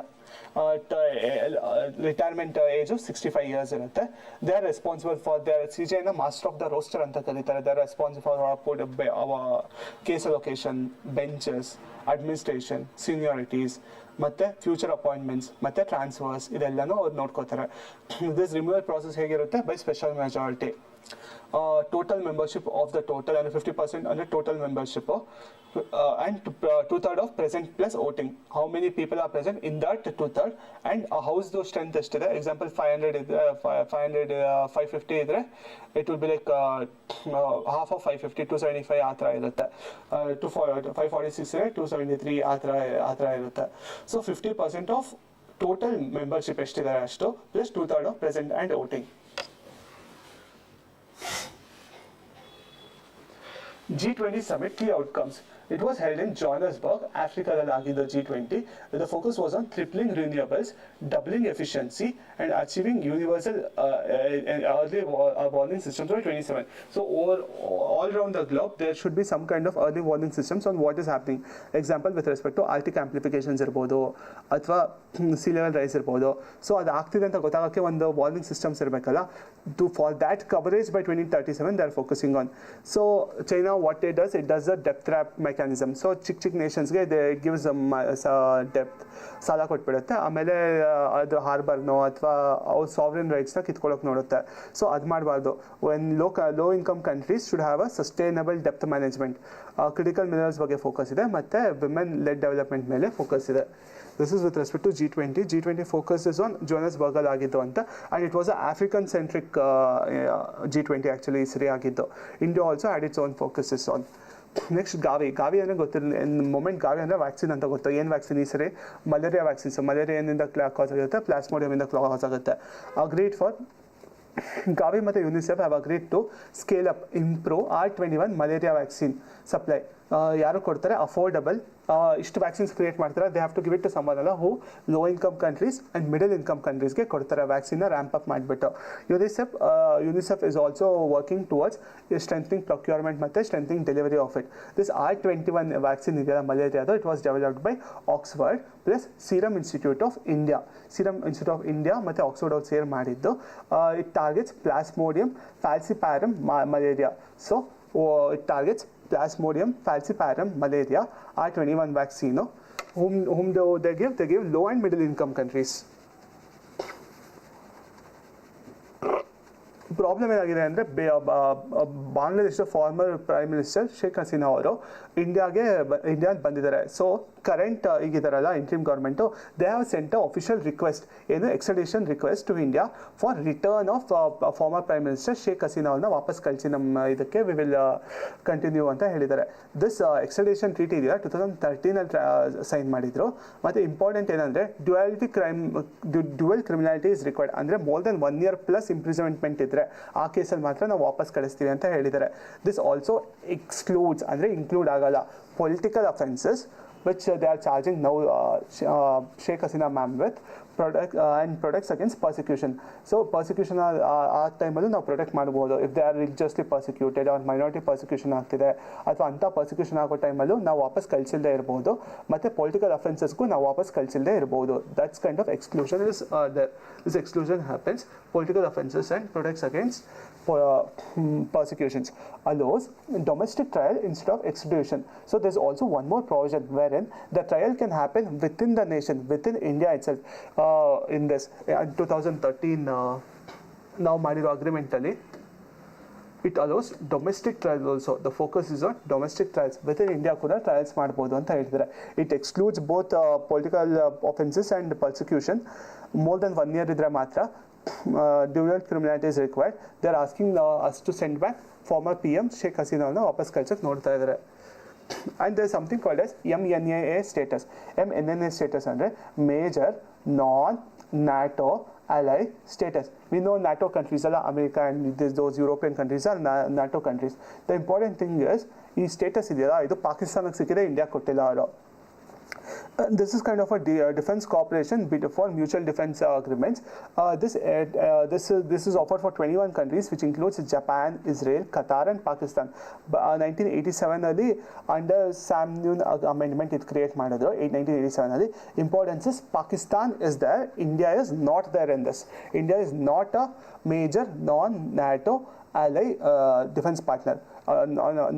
Status ಸಿಕ್ಕಿಲ್ಲ, but U S ಎಗೆ India is a major defence partner. ನಾವು GSMO ಇರ್ಬೋದು, LEMOA ಇರ್ಬೋದು, BECA ಇರ್ಬೋದು, ಅವೆಲ್ಲ sign ಮಾಡಿದ್ದೀವಲ್ಲ. We are a major defence partner with respect to US.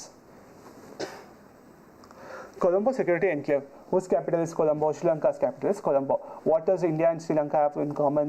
We have maritime boundaries. We have to protect our maritime boundaries. CLI ನೋಡ್ಕೋಬೇಕು. That we have common. So ಈ enclave ಇದೆಯಲ್ಲ, importance is there are only 6 countries in this.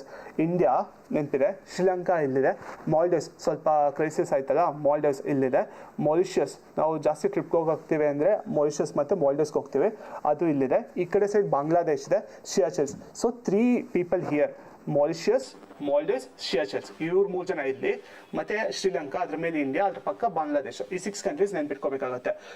Colombo security conclave ಏನಕ್ಕೆ ಮಾಡ್ತಾರೆ ಅಂದರೆ maritime security ಮತ್ತು regional ಸೆಕ್ಯೂರಿಟಿಗೋಸ್ಕರ ಮಾಡ್ತಿರೋದು ಇದು. ಇವ್ರದ್ದು ಸೆಕ್ರೆಟರಿಯೇಟ್ ಎಲ್ಲಿದೆ? ಕೊಲಂಬೋದಲ್ಲಿದೆ. 2025 ವೆಲ್ಕಮ್ ಸಿಯಾಚೆಲ್ಸ್. ಲೇಟೆಸ್ಟ್ ಯಾರು ಬಂದಿದ್ದು? ಸಿಯಾಚೆಲ್ಸ್ ಬಂದಿದ್ದು. ಸಿಯಾಚೆಲ್ಸ್ ಲೇಟೆಸ್ಟ್ ಆಗಿ ಬಂದರು. 3 countries ಇಲ್ಲಿದೆ. ಶ್ರೀಲಂಕಾ ಇದೆ, ಶ್ರೀಲಂಕಾ ಮೇಲೆ ಇಂಡಿಯಾ ಇದೆ, ಅದ್ರ ಪಕ್ಕ ಬಾಂಗ್ಲಾದೇಶ್ ಇದೆ. ಲೇಟೆಸ್ಟ್ ಆಗಿ ಯಾರು ಬಂದಿದ್ದು? ಸಿಯಾಚೆಲ್ಸ್ ಬಂದಿದ್ದು. That is important. And Meerut Bugle. Meerut ಎಲ್ಲಿ ಬರುತ್ತೆ? What's the famous thing about Meerut? 1857 ಹಿಂಗೆ ಲಿಂಕ್ ಆಗಿದೆ, ರಿವೋಲ್ಟ್ ಲಿಂಕ್ ಆಗಿದೆ Meerutಗೆ, Meerut revolt. So GI tags ಬಗ್ಗೆ ಮಾತಾಡ್ತಿದ್ವಿ. GI tags, Meerut Bugle. You can see the bugle here actually. ಇದೊಂಥರ trumpet ಥರ ಇರುತ್ತೆ bugle. I hope you can see a bugle here. Yeah. Mouth organ ಥರ. It's a wind instrument.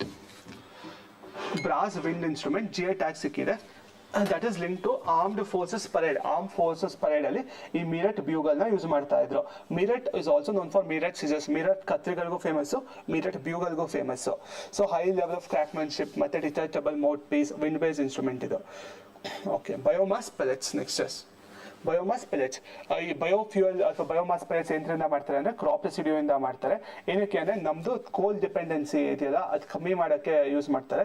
ಇದು ಬಯೋಚಾರಲ್ಲೂ use ಮಾಡ್ತೀವಿ, co-firing in thermal ಪ್ಲಾಂಟ್ಸಲ್ಲಿ use ಮಾಡ್ಕೋತೀವಿ. This good thing ಅಂದರೆ it reduces air pollution and reduces stubble burning, which is a very prominent problem in Punjab Haryana region. And ಫಾರ್ಮರ್ಸ್ಗೆ alternative source of income. Farmers doubling of farmers income ಅಂತ ಮಾತಾಡ್ತೀವಲ್ಲ, it gives income. And it supports our net zero. ಯಾವಾಗ net zero ಆಗಬೇಕು? ನಾವು 2070 ಅಷ್ಟೊತ್ತಿಗೆ ನಾವು net zero ಆಗಬೇಕು ಅಂತ ಇದು ಮಾಡ್ತೀವಿ by 2070. Next is blue NDC challenges. Panchamrit goals, nationally determined contributions ಇವೆಲ್ಲ ಲಾಸ್ಟ್ ಕ್ಲಾಸಲ್ಲಿ ನೋಡಿದ್ವಿ ನಾವು. ಸೊ ಬ್ಲೂ NDC ಚಾಲೆಂಜ್ ಅಂದರೆ, ಬ್ಲೂ ಅಂದ್ರೆ ವಿತ್ ರೆಸ್ಪೆಕ್ಟ್ ಟು ಓಷನ್ಸ್ ಅಂತಲ್ಲ.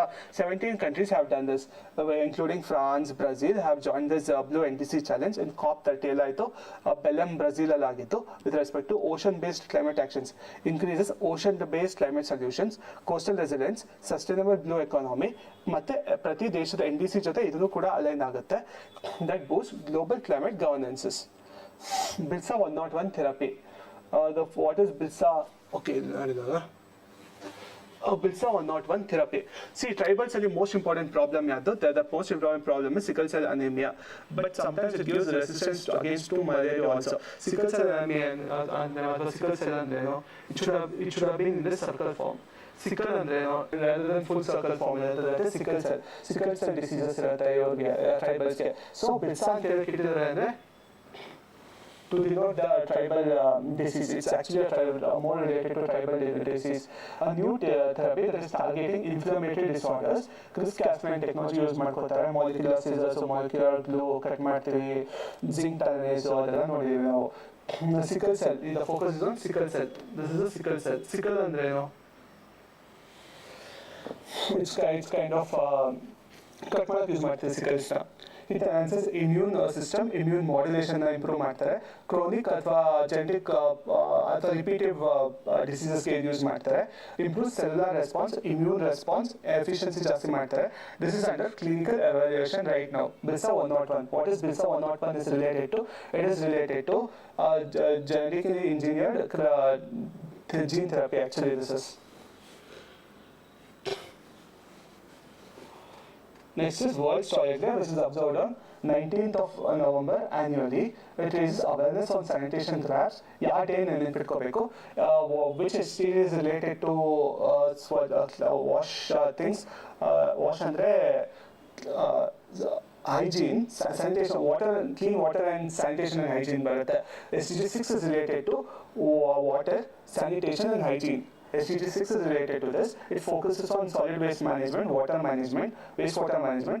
This Swachh Bharat Abhiyan has improved the toilet access in the countries because they gave a provision. If you build toilets, this percent of money will come from us at the center, in the state, in the there are also provisions. That way, number of toilets in India has improved. So we'll have some question answers going on, if possible.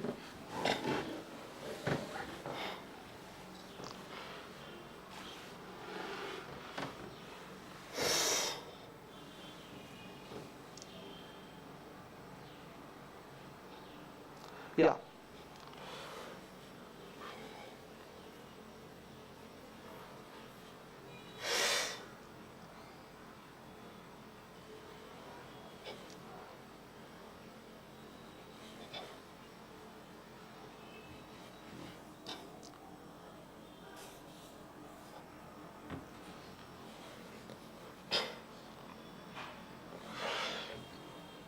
We'll see some question answers here.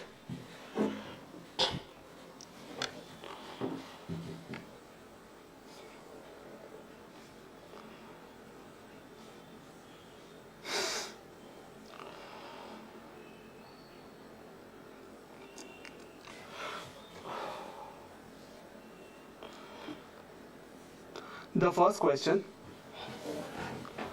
I hope questions are legible, ಕಾಣಿಸ್ತಿದೆ ಅನ್ಕೋತೀನಿ. Okay. The question says, Indira Savani's judgment originally extended the creamy layer concept to SC and ST. Indira Savani's judgment ಅಲ್ಲಿ SC and ST ಗೆ creamy layer ಇರಬೇಕು ಅಂತ ಹೇಳಿದ್ರ ಅಥವಾ ಇರಬಾರ್ದು ಅಂತ ಹೇಳಿದ್ರ? It says there is no creamy layer. It's not required. So the first statement is wrong. The first statement is actually wrong. The second statement, EV Chinnaya case ಹೇಳಿದ್ರು, state cannot classify sub-categorization of SC and SCs, which is true actually. Davinder Singh case ಹೇಳಿದ್ರು, they allowed sub-categorization.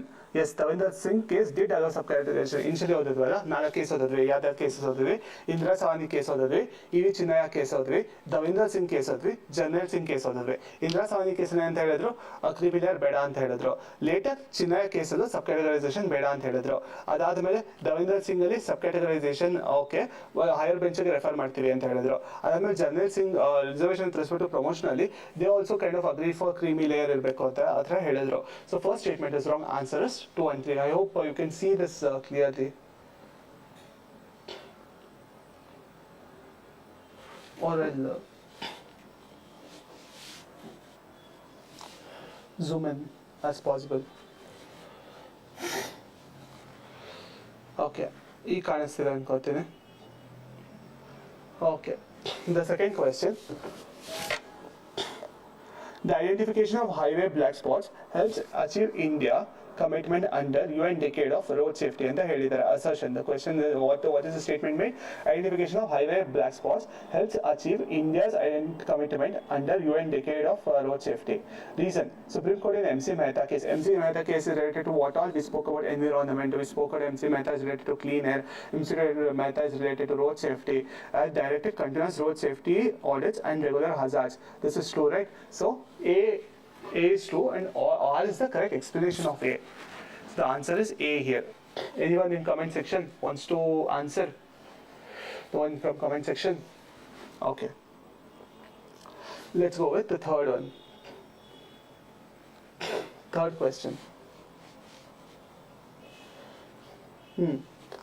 Third question ಏನು ಹೇಳಿದರೆ, the RBI extended export realization time due to global tariffs hikes and shipment delays. ನಿಜ ಅಲ್ಲ, export realisation ಟೈಮ್ಸ್ನ RBI ಅವರು ಏನು ಮಾಡಿದ್ದಾರೆ, they are extended. ಎಲ್ಲಿಂದ ಎಲ್ಲಿಗೆ? 9 months ಮುಂಚೆ ಆಯಿತು, 9 months ಇಂದ ಈಗ 15 months ವರೆಗೂ ಎಕ್ಸ್ಟೆಂಡ್ ಮಾಡಿದ್ದಾರೆ. Next is repatriation refers to exporters receiving payment from foreign buyers. It is realization which means that Realization refers to receiving payment back. Repatriation has one more component which is added. ಒಂದು INR ವಾಪಸ್ ಬರಬೇಕು, Indian rupees ವಾಪಸ್ ಬರಬೇಕು. ಇದು Indian bank ವಾಪಸ್ ಬರಬೇಕು. This is not the definition of repatriation, rather it is the definition of realization. The answer is statement 1 is true and 2 is false in this. Anyone from comment sections? No, okay. Here, credit growth slowed mainly because of what? Credit growth ಏನು ಕಮ್ಮಿ ಆಗಿದೆ? Retail loans fall ಆಗಿದೆ. Retail loans ಚೆನ್ನಾಗಿದೆ. Household consumption ಚೆನ್ನಾಗಿದೆ. Household loans, retail loans, housing loans ಎಲ್ಲ ಚೆನ್ನಾಗಿದೆ. Not for here. Then zoom in. Then rising industrial credit, especially steel, metal, textile. Industrial credit ಚೆನ್ನಾಗಿದೆಯಾ? We have a drop here. The problem is industrial activity ಚೆನ್ನಾಗಿಲ್ಲ, especially steel activity, manufacturing ಆಗ್ತಿಲ್ಲ. Opposite to this is true actually. Cautious industrial growth. Exactly, this is true. Industries are now very much cautious. ಯಾವ borrow ಮಾಡಬೇಕು? Why? Domestic uncertainty ಇದೆ, geopolitical tensions ಇದೆ, global uncertainty ಇದೆ. That's why industries have become more cautious with respect to industrial borrowings and economic uncertainty in this. Decline in household. No, there is not a decline in household. Household demand has picked up. It is actually doing well. So the answer here is C. I hope this is audible. Even more zoom in. Zoom in ಆಗ್ತಿಲ್ಲ. The fluctuation can happen. So fifth question ನೋಡೋಣ. What does the fifth question says? Fifth question says India's low CO2 emission growth ಏನಕ್ಕೆ ಅಂದ್ರೆ low coal ಮಿಶ್ರದಲ್ಲಿ. That is true actually. Massive expansion in renewable energy. Correct ನೋಡೋದಲ್ಲ, ಹೆಂಗೆ 500 gigawatt ಅಷ್ಟು total energy ಇದೆ, 256 ಅಷ್ಟು renewable ಇದೆ, 244 ಅಷ್ಟು fossil ಇದೆ, 51% renewable ಬರುತ್ತೆ, 49% fossil ಇಂದ ಬರುತ್ತೆ. There is a massive expansion with respect to renewables. This is actually true. Decline in solar. ಇಲ್ಲ, solar there is a sharp increase. There is an increase in solar and wind investment ಅಲ್ಲ. That is why we are reaping the benefit of renewable. So the answer here is 1 and 2. Sixth one ನೋಡೋಣ. Excess should focus on multi-domain warfare in nature.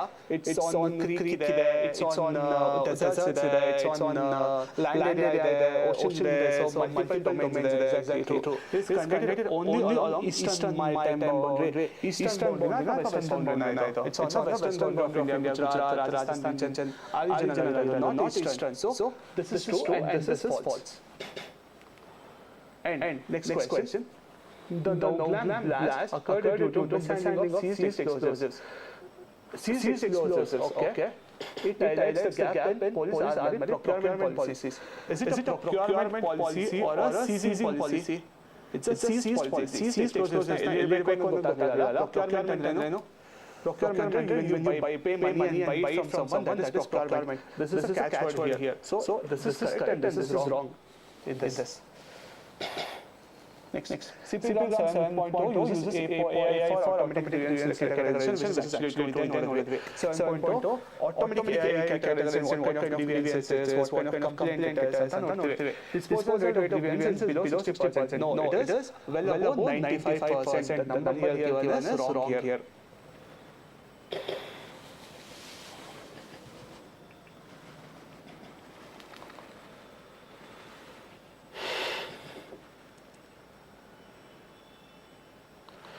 Okay. Here are questions with respect to ellipse here. Ellipse. Okay. This is question number 9. Okay. Ellipse can often be controlled with regular anti. Yes, 70% ಬರೀ medication ಇಂದಾನೆ ಅಂತಾನೆ ನೋಡೋದಲ್ಲ. Correct. 70% medication ಇಂದಾನೆ ಮಾಡಬಹುದು. Most of cases are caused by stroke ಇಂದ ಆಗುತ್ತಾ, giant disorders ಇಂದ ಆಗಿರುತ್ತೆ, trigger moments ನೋಡೋದಲ್ಲ, stress, sleep cycle ಸರಿ ಇರಲ್ಲ, ಅದೆಲ್ಲ that's the reason why this ಮೂರ್ಛೆ ಬರೋದು ಅಥವಾ ಫಿಟ್ಸ್ ಬರೋದು, that's the problem. So this is correct and this is wrong here. This is both related to Lachit here. Lachit, who is he? He led the armed victory against Mughals at the Battle of Saraighat. Saraighat battle, he led this battle against Mughal. He's that guy. But he defended, this question is related to Guru Tez Bahadur. He defended Kashmiri Pandits from post-conversion under Aurangzeb, correct? He's known as Hindi Chadar. That's also correct. Both are correct statements in this. With respect to Tez Bahadur's one was doxing, encoding information of privacy.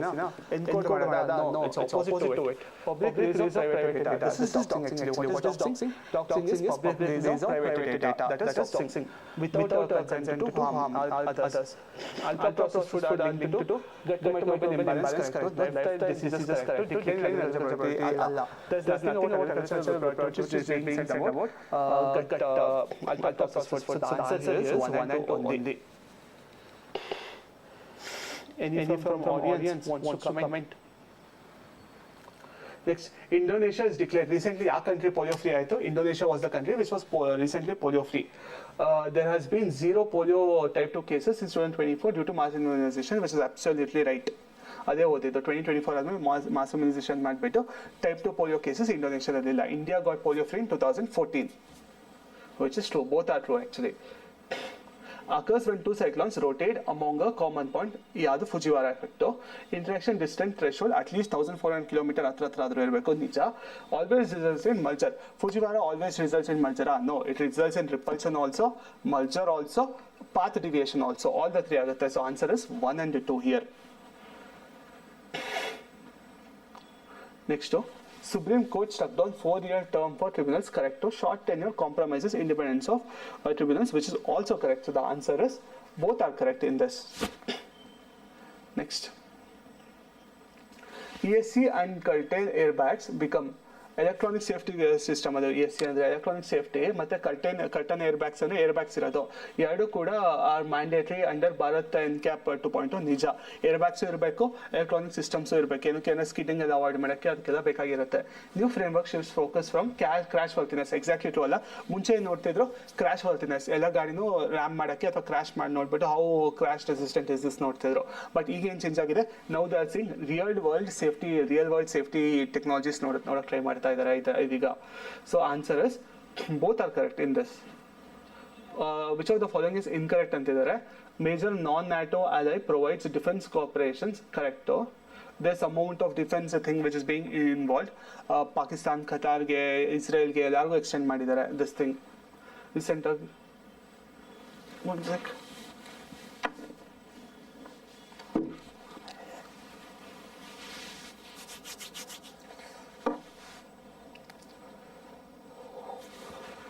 So that is correct. Without a mutual defense obligations, okay, correct. India is a major defense partner and not a MNA status, which is correct actually. India doesn't have a MNA, major non-NATO allied status. But still US jotella, we are a major defense partner with them. This status is granted under San Noon Amendment of 1987, correct. This is a NATO membership track. So ಇದನ್ನು ತಗೊಂಡು next NATO membership ತಗೋತೀವಿ ಅಂತಾರೆ, which is wrong. This is not a NATO membership, wrong. NATO is a geographical bloc, a regional bloc. This is not the true answer. D is incorrect, so D is the answer here. Zoom in ಮಾಡಬೇಕಾ? So D is incorrect. D is not the answer. This is not a NATO membership track. Okay. Biomass pellets ಅಂದ್ರೆ ಏನು ಅಂತ ಹೇಳಿದ್ದಾರೆ. Biomass pellets are use for reducing stubble burning ಇದ್ದಾಗ ಕಮ್ಮಿ ಮಾಡೋಕ್ಕೆ use ಮಾಡ್ತಾರೆ, correct. 100% ನಿಜ. ಇನ್ಕಮ್ ಟು ಫಾರ್ಮರ್ಸ್ ಸಿಗುತ್ತೆ, ಕರೆಕ್ಟ್, ನಿಜ. Increases coal use in thermal plants, ನಿಜನಾ? It decreases coal. ಆ್ಯಕ್ಚುಲಿ ಕೋಲ್ನ ಕಮ್ಮಿ ಮಾಡೋಕ್ಕೆ ತಾನೇ ನಾವು ಬಯೋಮಾಸ್ ಯೂಸ್ ಮಾಡೋದು. Coal is a non fossil based fuel. So ಇದನ್ನು coal is a fossil based fuel. ಇದನ್ನು ಕಮ್ಮಿ ಮಾಡೋಕ್ಕೆ ಯೂಸ್ ಮಾಡ್ತೀವಿ ನಾವು. ಸೊ ಇಟ್ ರಿಡ್ಯೂಸಸ್ ಕೋಲ್ use in thermal plants. So the answer is 1 and 2. Last question of the day. The Blue NDC Challenge pushes nations to integrate ocean-based climate solution in their NDCs. Nija. Most NDCs globally already include. Already irilla. Externally add madiddu. That's why it's already include at tappagutte. So answer is assertion is true. The reason is false in this. Thank you.